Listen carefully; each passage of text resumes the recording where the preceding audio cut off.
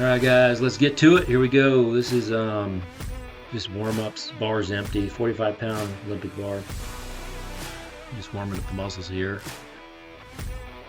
Always do this at the beginning of every workout. Usually every arm workout I do a light or no weight on the bar. Then we'll get into some weight here. These are 25s, which is kind of heavy. Actually starting out on your first set after a warm-up. We're looking at like 95 pounds here, but still it's fairly light for a 2-arm curl here. Also barbell curls, a big staple when you're first starting out. Always do barbell curls at the beginning of your workouts usually. That's when you're the strongest and the freshest, so you can lift the most weights. And barbell curls are definitely a bench press of your biceps, so keep it at the beginning of your workouts for the best gains. Here we go, get into some heavy weights here. Probably closing in on 135 on the bar. A lot of body English there. Body English is just your swaying of the back. Trying to get that bar up. A lot of bodybuilders do it differently. We're going to hit the side shot here. Some bodybuilders do super strict, and you can alternate super strict versus body English, body momentum. Starting to look like Branch Warren here as far as my form goes. A lot of swaying. But also you got to remember I got 135, 140 pounds on the bar right there. So here we go. Heavy barbell curls. This is what builds muscle. You can do strict stuff. Like I said, you can alternate every now and then. 1 week do heavy stuff. The next week put your back up against a wall or something and keep your body from moving. Do some super strict stuff. Okay, here we go. We're going to start, I think, loading up a bar here for preacher curls. And this is normally my second exercise. We're using a standard bar here. I use standard bars. They're just easier to handle than a big old Olympic bar, especially when you're working on a preacher bench, preacher curl. And those are standard plates. So those are the old standard plates. Those are Gold's Gym plates right there. They're pretty vintage. I think there's a vintage 70s or 80s plates. All right, still loading them up.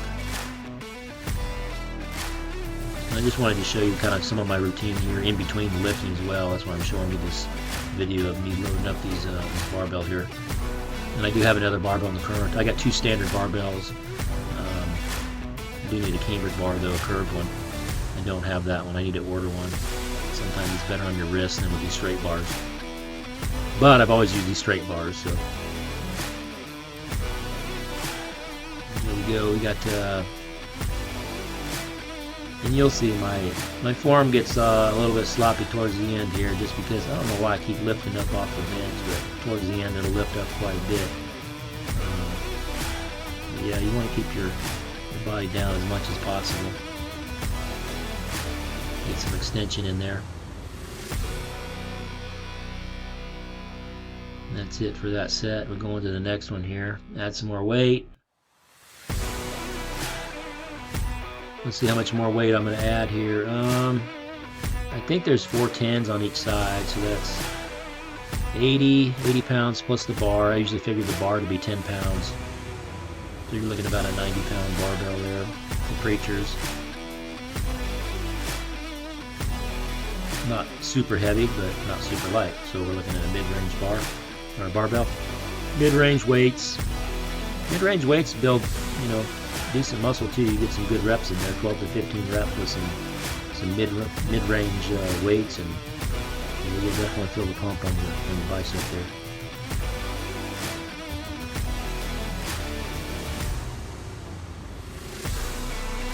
Like I said, try to keep your body down. Don't try to do what I'm doing here as far as moving your body up. But sometimes in your first video of yourself working out, it's actually good to see your form.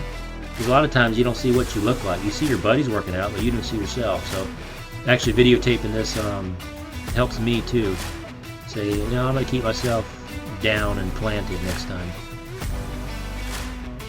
So let's see here. What kind of form I'm pushing here? I think the form gets worse and worse. Here we go, further up now.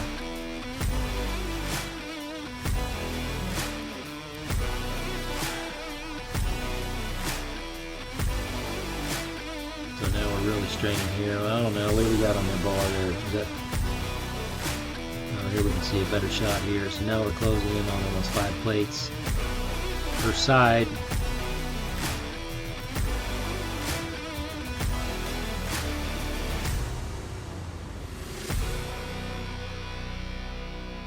And I used to do these, actually I've always done these preacher curls. You can also do them with dumbbells. I haven't done dumbbells hardly at all throughout my entire lifting career, so to speak. Alright, now we're on to bicep or dumbbell curls. Alternating dumbbell curls, supinate the wrist. Supinate just means to turn it towards your chest as you come up. Every curl.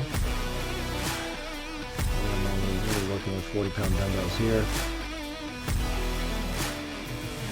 Yeah, these are also another staple. I've always done dumbbell curls. Sometimes you'll incline the bench and lean against the incline bench. Gives you a better stretch on your bicep, but it could lead to a tear as well, so you better be careful with your weights and what kind of weights you're working with.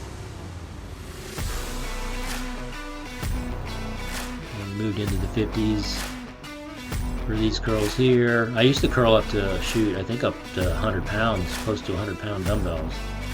But I haven't gotten past 65 in a long, long time. And that's just based on my surgery that I had on my shoulders. Like I said, they drilled my bicep tendon into my upper humerus after they had snipped it off to keep it from going up through my shoulder. So ever since then, I'm pretty wary of going super, super heavy, but 60 pounds, like I'm doing right here, is pretty close to my max as far as what I will touch with dumbbell curls. I'm not sure if I hit 65s. I might have hit 65s after this set, but that's pretty much it.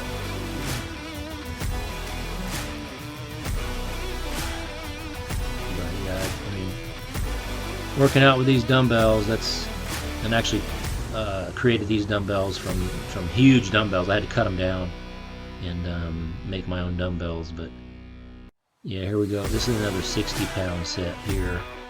Just got a different angle on it from my back view there, so you can see what I see when I'm doing my curls.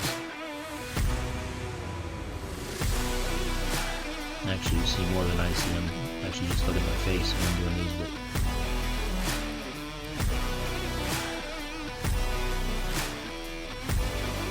here we go with these. These are spider curls, and these are actually nobody hardly does these. If you go into the gym, nobody hardly does these. This is more of a advanced type movement. A lot of pros do these. They definitely are a lot stricter. As you can see, what kind of movement am I going to get with my body? Hardly any at all. So you're just using straight up biceps, lifting that barbell up. Here we go. Try to get that up to the chin or up to my beard. So I always have a aim to where you try to lift it up to each and every time and try to hit that mark. That's what I try to do with it.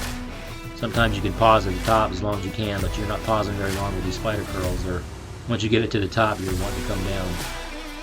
Alright, these next ones are called drag curls. So I'm doing these drag curls with my Smith machine. So it's a different movement. You don't have that fulcrum on the elbow. You're just dragging straight up the body, up the belly, up to the up to the lower chest there. And that's it for every single set. Just increase the weight and drag them up. Just losing. This is definitely a hit on the lower portion of the bicep. The insertion between your upper forearm there, your inner forearm. These can definitely burn and give you a good pump too. This is a kind of a side shot, and I reversed my grip this time. I'm doing a reverse grip.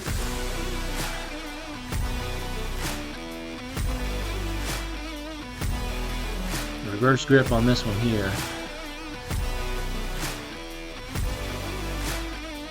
It's just a different type of grip. It's a alternate version. I don't do these very often.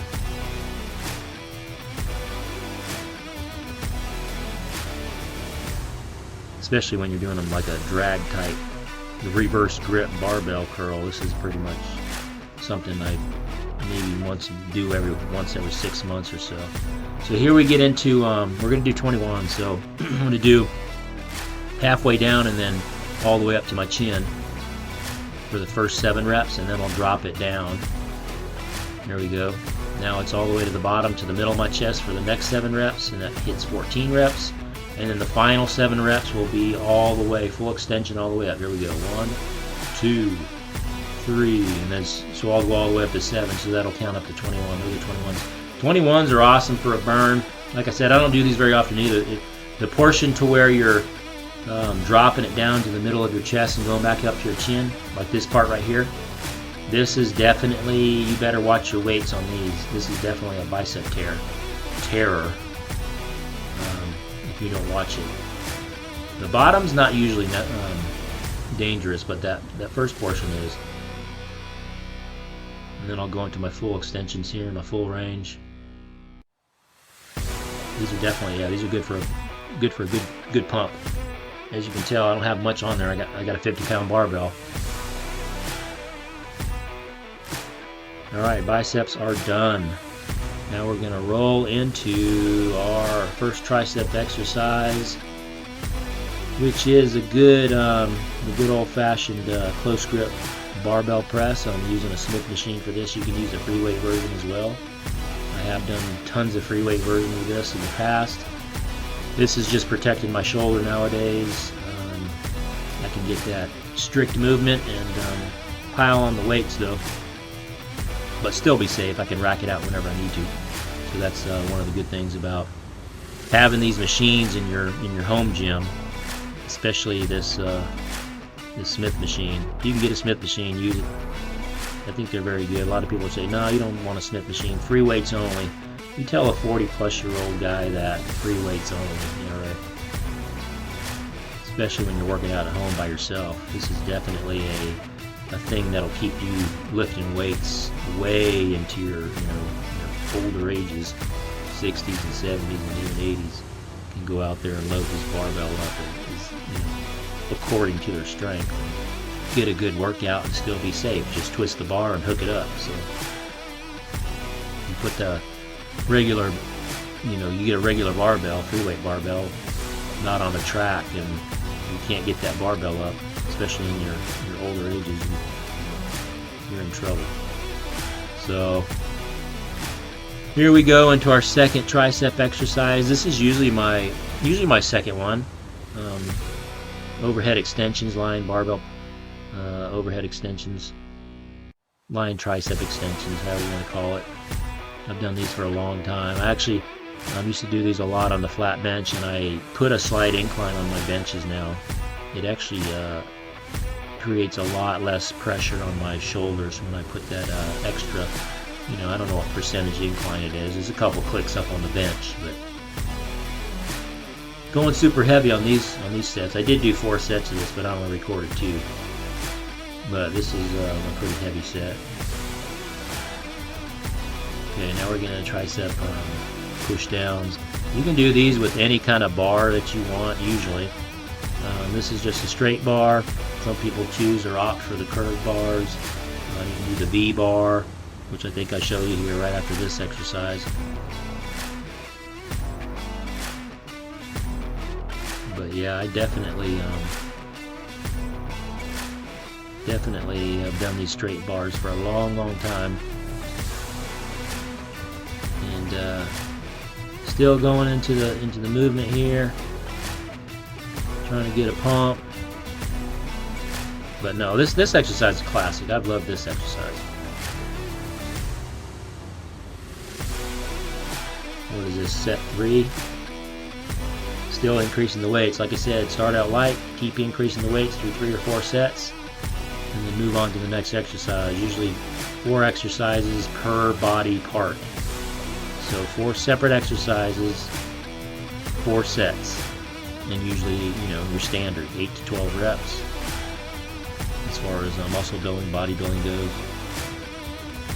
None of this 1 to 3 rep crap. I mean, that's, if you're lifting weights, well, I don't understand why you would be doing 1 to 3 reps. Even if you're warming up, go ahead and put in 8 to 10 reps. Get that muscle working. Do you need to save that much energy and just do 1 rep per set until you get to your highest set, and you got some super ego going on, and you're in front of a whole bunch of people and you're not working out by yourself, I can tell you that. But I get it. I mean, I was 18, 20 years old too. So if you are ego lifting, that's fine, as long as you're in your 20s. You get into your 30s. I hit 36 years old. Here's a B-bar right here. But yeah, I hit 36 years old, and I definitely noticed a difference in my body as far as what's happening to it. And definitely, I got my first serious bicep tear when I was 36. So I think 36, 37 is when your body starts changing, and that's when I would be super wary about what kind of weights you're lifting and how you're lifting them. You better be on some great nutrition if you're eating like crap and you're drinking all the time, and if you're smoking, you know, all that stuff will affect you. Not drinking enough water, all that stuff will affect you, and you will tear some muscles in your 30s. I guarantee it.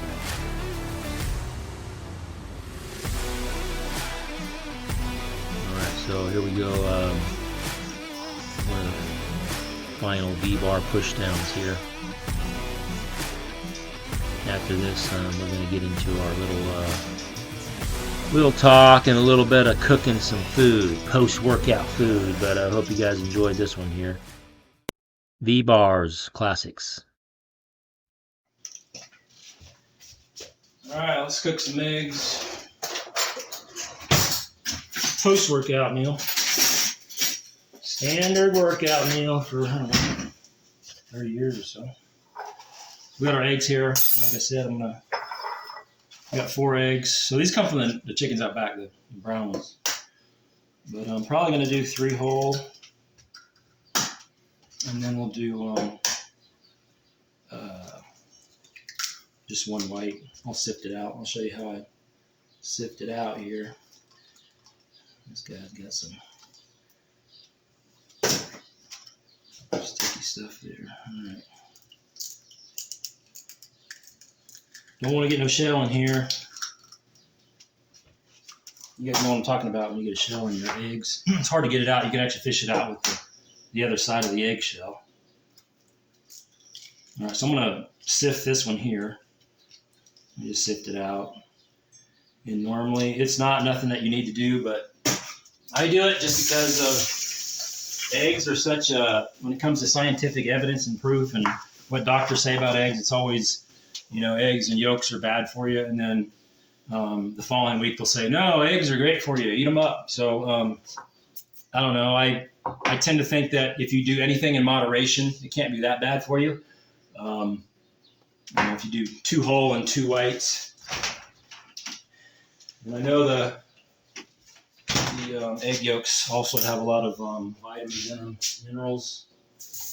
I do put some water in my eggs. It's a secret that my grandma had. She said it fluffed them up. So if you put a little bit of water in here, a couple teaspoons, tablespoons, makes your eggs fluffier. So I don't know if that's true or not. I mean, I've just been doing it for a long time now. So yeah, I don't eat hard-boiled eggs or